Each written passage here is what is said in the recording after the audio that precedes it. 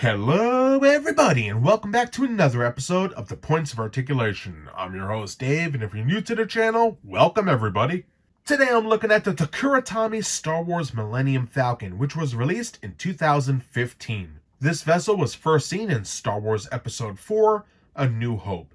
Now by now we should all be pros with the Falcon. It's a modified YT-1300 freighter used mostly by Han Solo and Chewbacca. However, in certain films, it is run by Lando or also Rey. So it definitely has a rich history and a massive fan base, and I can see why. The Falcon is a hero ship, and it's awesome. Now, one thing to note, the Falcon in this particular set is an awesome addition to the collection because if we look at the box real quick, it is number 1 in the set. And I always like to see where collections start and where they finish. We looked at the Hot Wheels collection, and in the beginning it was more geared towards children, but as time went on we had collector-friendly stands and the line grew in detail and paint. And even though this year, they only released 5 ships so far, it is pretty good. I do like the mold, the detailing, all that stuff. This line is no different. In the beginning they had wheels at the bottom. If you recall, a couple weeks ago I did look at the Star Destroyer, which had wheels. This one does as well. And you can see how the detailing is kind of blah. The Falcon is similar, except it has more detailing than this bad boy. But as the line grew and time went on, we started to get more detailed vessels. Now, if you let me grab the Resistance A-Wing, we can see a beautiful detail, nice cockpit, and no wheels at the bottom. A nice looking miniature.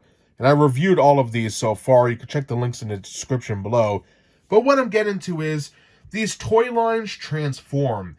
And I think, inevitably when I get all the Takara Tomy vessels and review them, it would be nice to do a retrospective on the series and see how the line actually transformed over time. From being like a Hot Wheels car with wheels at the bottom to being something that we can call an actual detailed miniature. So enough of me yapping. Now, looking at this particular miniature, for the size, it comes in at about 2 3/4 inches long and 2 inches wide, which is a fantastic size. So we do have a lot to cover today. If you're new to my channel, what I like to do is go over all the major points of the item, get as close as I can to show all of you at home the fine details. We'll move on to the paint, put it on a stand, compare it to some other pieces, possibly from other toy lines, and then we'll be done. So you know what? Let's get started. And now for one of my favorite segments in these particular videos, we have the box.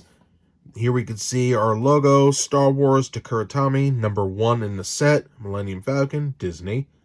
And then we have a nice shot of our ship there. Now on here it looks like the sensor dish and the quad laser turret are painted the same color as the main body. As we'll see, it's not exactly that way. At the top of the box, again, Star Wars, the aft of the vessel, looking good. On the bottom, we have the bottom of the vessel with some wheels. Interesting. Number 1. On this side, we have Han Solo and Chewbacca, a write-up, and the actual miniature from the series, which is great. On the other side, nice shot of the toy again. Star Wars, number 1. And then we have the back of the box. Looking really cool. I just love this stuff. Like I always mention, seeing things from other countries, I don't know, I just get a kick out of it. Regardless, a very nice box. So now, let's take a look at the miniature. Alright, let's get this video started looking at the mold. Like in all my videos, I will go over all the major sections of the item, and then we'll get a nice close-up look to see the fine details. I was laughing. I tried filming this before, and I thought to myself, wouldn't it be funny if I could get like a group of kids that, like a children's show, then I'll be like, what's this? And then you hear like the 20-something kids at the same time be like, the mandibles! And it says mandibles at the bottom. I don't know, I make myself laugh. I just thought it would be funny. But anyway, back to the review. We have our mandibles in the front, looking good, a nice thickness. Gotta give them credit for that. In the center, we have a nice section there with our 2 concussion missile launchers, which should be in this cavern, but they filled it in. Nonetheless, pretty cool. We have our sensor dish, which is round, my favorite type. We have our quad laser turret, You can see it's a little flat there and it has 2 barrels, but pretty cool nonetheless. On the side, we have our docking ring. That's the same for this side. Now, many older books say that the escape pods are on the sides, mainly right here. But yet, we saw in the film and other stuff that the escape pods are in the bottom here on the aft section. So I don't know, the lore always seems to be changing from time to time. So maybe it will change again, who knows. But I just wanted to make it a point there to mention it. In the back, we have our 6 heat exhaust vents. Looking very nice, very detailed. I like that quite a bit. We have our engine section in the back. Not painted, but it is nicely detailed. On the bottom, this right here should be our bottom quad gun turret. However, we have a peg port stand. Copyright crap. 4 translucent plastic wheels. 2 rivets. Right here is our entry ramp, as we saw in The Empire Strikes Back and the original trilogy. This could drop down and all our heroes could go on and off, which is pretty cool. And some nice details down here. Looking sharp. And finally, we have our cockpit, which looks pretty cool. All the windows look recessed. And we're going to have a closer look right now. Having a closer look, we'll begin with the top of the ship, work our way to the sides, and then finish with the bottom. So let's start with the engine section. Look at all these beautiful modules here. Everything on this ship is raised up. Nothing is flat. We have either a slight incline, raised sections, or recesses. And I think it looks amazing.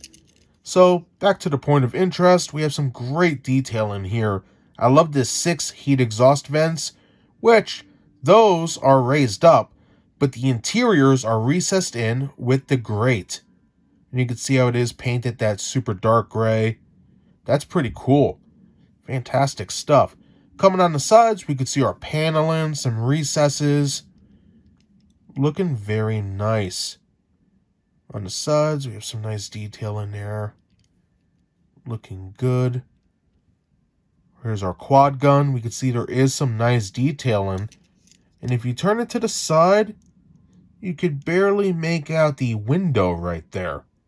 It's actually like a circle. Pretty nice. They didn't need to do that, but pretty cool they did. Would have been cool if they painted the window, but not a lot of miniatures do that. But moving forward, again, some beautiful panel lines and modules. Fantastic stuff. I love all the pipe work. Pretty cool. On the mandibles, we have our 4 recessed circles there. Looking good. You can see how the paint just shines. Very nice, very glossy. And I love the detail in here. Very nice. For the sensor dish, you can see how there is some detailing on the back, which looks pretty cool. But I like the front. I don't know, something about satellite dishes and dishes like this, it always intrigued me as a kid, and I don't know why. I guess they just look futuristic in my mind anyway. But pretty cool. Looking at the cockpit, we have this section, the neck coming down. Nice module there. 2 raised sections coming down. And then we have our actual cockpit, which if you look, the windows are actually recessed in, which is a very nice touch. In the front, it is flat. But if you look at the windows, you can see how they are inside a little bit, which is pretty cool. They didn't need to do that, but I really enjoy it. I think it looks great. Now, looking at the edges, we have our engine, which is not painted, but it is nicely detailed. Coming around, we have some, I would say, pretty washed out detailing. It's there, but the way it's painted, it sort of covers it and rounds it off. You can tell right there what I'm talking about. On our docking ring, looking good. And the actual rim around there is nicely done. I love this design, like an hourglass. Great stuff. And we have our cockpit again on the bottom. Looking dope. Some nice detail in there. I know it's only lines, but it's better than nothing. Then we have our mandible. Looking good. 2 squares in the front. kind of blah on the interior. It's all filled in and just straight. Then we have our sides again. Vaguely detailed, but better than nothing. Here we have our other dock and ring, or escape pod. And again, nicely detailed going around. Just very nice. Cool. And then a little bit of detailing, and back to our engine. Nice. Now looking at the bottom of the craft. Again, we have some nice detailing. Section back here is looking good. Of course, we have our copyright, which is molded right onto the body. We have our translucent wheels. Rivet, peg port for the stand, another rivet, and 2 more wheels. But the mold is nice. We have a lot of panel lines. Here we have our entry ramp, our other section right here, with some raised sections and lines. Looking very nice. Coming up, look at that. Some nice detailing coming here. I love where the landing gear is. Looking very nice. Again, nothing is flat on here. Everything is either raised up or sunk in. And it looks great. Coming to the front, we have our mandibles. No paint, but molded pretty decent for the size. And we have our center section. All in all, a pretty cool looking Millennium Falcon. So that's everything I have to say about the mold. As we saw, it is a little simplistic here and there, but it gets the job done. So now let's take a look at the paint. And now looking at that paint on the Takara Tomy Star Wars Millennium Falcon. This baby features 5 different colors, so let's go through them. Our first color up is a nice gray. You can see it goes from the mandibles all the way to the engine, and it looks pretty cool. One thing to note, the plastic and die cast don't really mix that well. You can see how it has a little yellowish tint on the sensor dish. It is what it is. They tried. You could see they really did. But plastic can't compete with this like enamel type paint. It doesn't have the gloss, doesn't have the look. It is what it is. But anyway, that nice light gray that we see for the main color is also on the bottom. The sides, the aft, no engine paint, and the front, which looks pretty cool. Now on top of that, we do have some more grays. We have a normal looking gray, which is scattered throughout the main body, right in front of the dish, and almost in the aft. And then we have some dark gray for the heat exhaust vents and these circle recessed areas in the front. Now that dark gray is not on the bottom. Next, we do have some maroon. I was going to say red previously, but it's more of like the Republic maroon we see on their vessels, which I actually really like. And that's scattered throughout. That is also on the bottom in a couple spots, which is a nice touch. Moving on from there, we do have glossy black. And that is done for the cockpit windows, and I think it looks great. It may not be super accurate with the way that it's made right there, but you gotta think, for the size, they did what they thought they could do best. So I'll give them credit for that. Not bad at all. I think even though there's 5 colors on here, I think they did a decent job. And that does it for the mold and the paint. As we saw, this is a very nice model. Some may consider it to be very simplistic, but you know what? It gets the job done. The same for the paint. It only has 5 colors, but it works. So now let's put this on a stand compared to some other pieces, and then we'll be done. And now looking at the stand for the Millennium Falcon, it doesn't come with one. Sadly, it just has wheels on the bottom, which roll pretty well. I gotta say, I'm pretty happy with that. But if you're like me and you want to have a unified collection, you're going to want to get a stand somehow. Luckily, Takara Tomy thought ahead and gave us a port. So if you have an extra stand lying around, just plug it in like so. It's a little friction. There's no snaps or clicks. It just slides in, and you are good to go. And now for a quick size comparison with the Takara Tomy Star Wars Millennium Falcon seen in the center.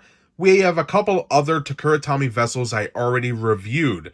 Starting from the right and working our way to the left, we have the Y-Wing Starfighter, the Imperial Star Destroyer, the First Order TIE Fighter, and finally, we have the Resistance A-Wing Starfighter. Now, on the whole, I really like this set. I think the ships are awesome.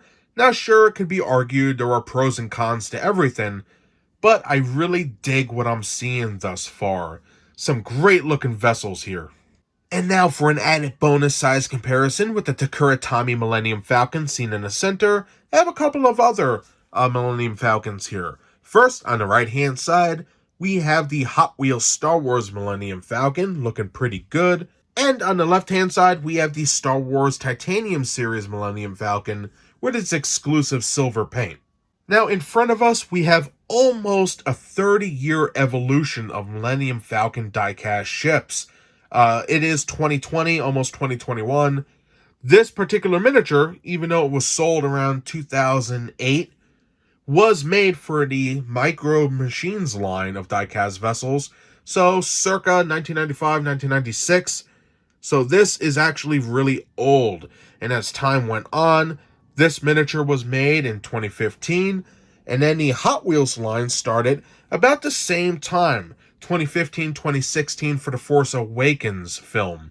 So, we have a large spectrum of models here spanning a massive amount of time. And you can see how, each one has its pros and cons. I'm not going to lie, no Falcon is perfect thus far, but they do have some great molding here. We have the titanium version, moving parts, fine details, Hot Wheels. We have a dish that's a little movable. We got the beautiful mold on there, but it's lacking in paint. And then we have the Takara Tomy. Nice looking vessel, some interesting looking pieces on there like the sensor dish or the quad gun, but it does have wheels on the bottom. So, you take some, you lose some. What are you going to do?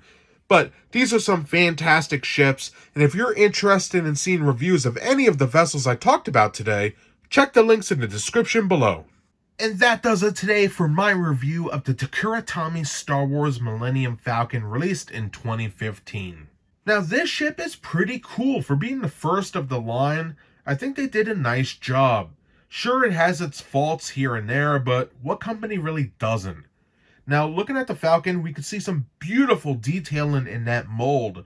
Just look at it. Right in the front, we have some cables, recesses, beautiful work in the aft. This is a cool miniature. There's no getting around that. I love the detailing even on the plastic pieces, such as the central dish or the turrets. They look great. I really do think that it does have a lot going for it. Now, looking at the paint, there's only 5 colors. Many Falcons utilize a similar color scheme to this. Sometimes it's a off tan or a gray, but I'm digging this. I think it works very well. The only issue I could really state would be that, one, the engines aren't painted blue, or white, whichever, and then the turret and the sensor dish is not painted as well, and we're left with this sort of grayish, yellowish base plastic. And, it does sort of stand out. Looking at it right here through my iPhone, we could definitely see that there is a color difference between the die-cast and that plastic dish. But it is what it is. Now, usually a Takara Tomy Star Wars vessel comes with a stand. This one did not have one. As we saw on the bottom, it does have wheels, it can roll around, and that's pretty cool if you're into playing with these. However, for collectors like myself, I would highly recommend finding some extra stands because it does come with a stand port at the bottom, like we saw, and you can put an extra stand on here to have it on one and have it look unified with the rest of the collection. So that's pretty cool that they were thinking ahead to do that. And that's basically everything I have to say about this smuggler ship today. I really hope you guys enjoyed this review. If you did, smash that like button. And if you'd like to see new reviews every Thursday, subscribe. Again, like always, I really do appreciate all the time all of you are taking to watch my content. I greatly appreciate it. And I hope to see you next time. Bye, everybody.